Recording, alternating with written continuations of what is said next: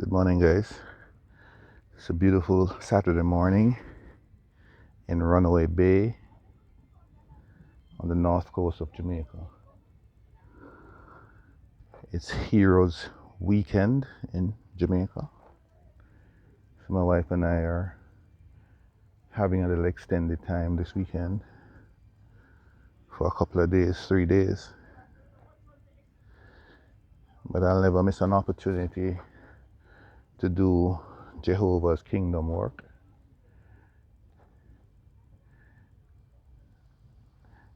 All my videos are in furtherance of Jehovah's Kingdom, in case it missed you.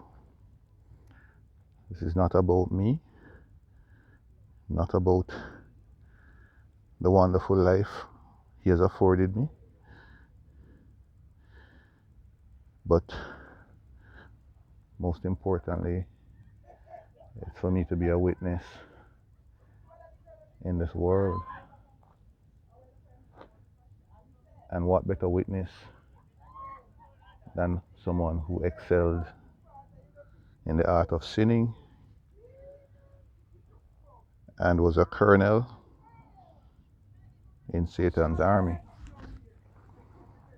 In the world of materialism, self-aggrandizement, and seeking validation constantly in terms of materialism, I'll never miss an opportunity, now that I'm wiser, to share that the most important thing that I can accomplish in this life is to become a husband according to Jehovah's Kingdom principles, which means simply to love my wife the way Christ loves the church. Now that's first principle. Now, to the extent that I'm obedient to this command from the Creator of all things, I have absolutely no doubt that because He's not mocked, by extension, He will not allow His disciples to be mocked. We live in a world where people think that their material existential accomplishments can insulate them from the consequences of sin. And there's nothing further from that truth. I mean, many of us are in for a rude awakening. But like I said before, my job is just to speak and share the good news, invite people to make Jesus Christ their Lord and Savior, so that in the event that they're disobedient here and live a wretched life here, at least they won't spend an eternity in hell. That simple act of making Jesus Christ Lord and Savior gets you into heaven. But like everything else, the quality of life depends on obedience. And I think because most of us, even those who claim to be Christians, are partially Christians, this is why we have men dominating this earth, and this is why we're subservient to Satan. Because we're trying to win at a game that Jehovah never intended us to play. We're actually playing Satan's game. This whole materialism, competition, all that stuff. That's how Satan gets people entangled in sin. Now this morning, I just wanted to share a bit of insight I got this week listening to a clinical psychologist explaining the traumas that many of us face as adults because of how we were raised. The ultimate standard for family is when a man finds himself a wife and commits to loving this wife the way Jesus Christ loves the church, and where this wife in turn is committed to be submissive to her own husband as unto Christ. So all of this is predicated on two individuals prioritizing Christ, because you cannot find a submissive wife to a husband who's not first submitted to Christ. So if you are a Christian husband and your wife is not submissive to you,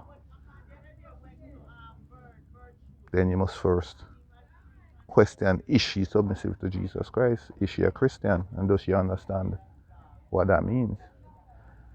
Likewise, women who are married to men who claim they're Christians, and if they're not loving them the way Christ loved the church, then they'll understand what sort of marriage they're in. Now, at the end of the day, Jehovah controls everything. So those of us who are wise will understand that it is not the wife or the husband who determines the outcome of the relationship, the marriage. A wise husband will not take his cue from his wife, but he takes his cue from Holy Bible teachings. And he'll just sit back and watch Jehovah unfold the blessings, and the wives likewise.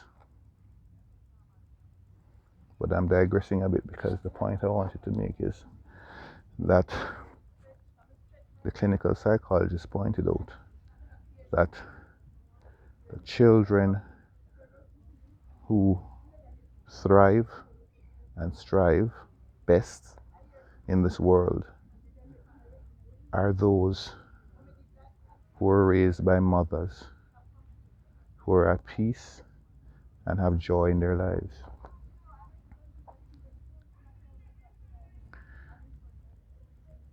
And this was an eye-opener for me, because I often wondered why it is that there are single mothers who are able to turn out such well-adjusted, brilliant, God-fearing adults, whereas they're married couples whose children are Satan's own self. I mean, they're reprobates of reprobates. And my comment is based on anecdotal evidence, because seemingly the more privileged children are in terms of material existential things, the worse their outcomes are. The more materialistic they are, even when they are brilliant, because the truth of the matter is, education as it is today, it's not purely intelligence. It's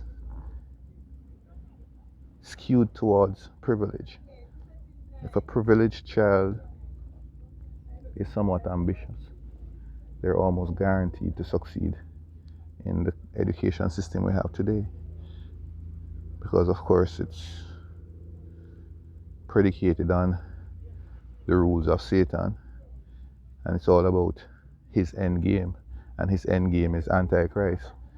So he'll do anything to get our children to prioritize everything other than Jehovah's kingdom on earth. And this is why he's winning, because even those of us as Christians, we forsake Christ every day. Most of us wake up in the mornings and the first thing we're thinking about is what's going on in the matrix that we work to earn the money to pay the mortgage and the car note, etc., etc. So I continue to learn and share as I go along, because for me, I'm on a journey. I've been reinventing myself, and thank God I have a wife who is on board with me, and together I'm hoping that we can be a light in this dark world to demonstrate that everything in life, apart from the relationships we have, are ultimately meaningless. Relationships beginning with husbands and wives, their children, and by extension you move out to whomever else you interact with on a daily basis. By our light we shall be known. Now at 56 years old, having reinvented myself after a failed marriage, and I'm apart from my children,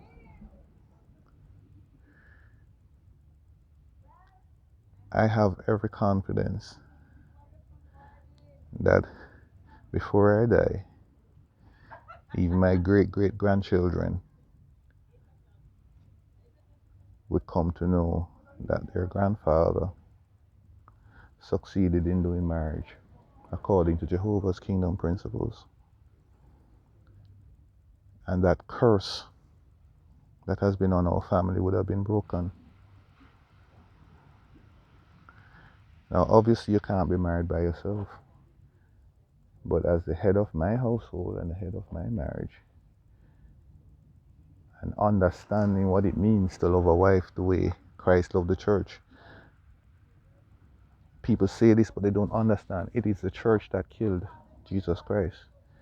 So my job as a husband is to love a woman who could possibly kill me, but love her anyway. Because I'm not serving her, I'm serving Jehovah. And my rewards come from Jehovah. And Jehovah's rewards has generational implications. So I'm doing this marriage the second time around to the glory of Jehovah and for future generations of my family and others who listen to me and make a change in their own lives. Jehovah continues to bless me tremendously beyond my imagination. I've never been more blessed in my life by whatever matrix you choose to measure success and blessing. And until I die, my commitment is to encourage people to find what I have found is true. That Jehovah first, find yourself a spouse, and do marriage according to Jehovah's kingdom principles. Everything else is secondary. All the other arrangements that we have to raise our children, if they're not God-fearing children who understand kingdom principles as per Holy Bible, then whatever they turn out to be academically, professionally, will be meaningless, as it is meaningless for those of us who are not living according to Jehovah's kingdom principles. It doesn't matter what position we occupy in this stupid world, it's meaningless.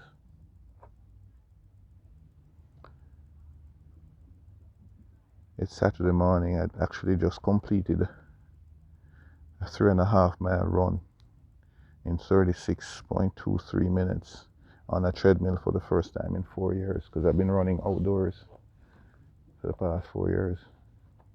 Stopped going to the gym because I moved the gym at home. I've created my gym at home, so I run outdoors. So Jehovah has been wonderful to me.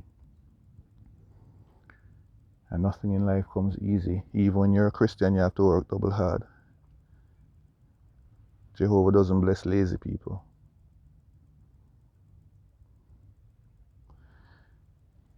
So I'll just close off at this point and wish you guys a great weekend. There are lots of parties in Ocho Rios. Suppose we'll be going to one later on tonight. It's fun. Have some fun. You only live once, they say. On earth, that is. Those of us who are Christians know we have an eternity to look forward to. Have a blessed day and a blessed weekend. Peace.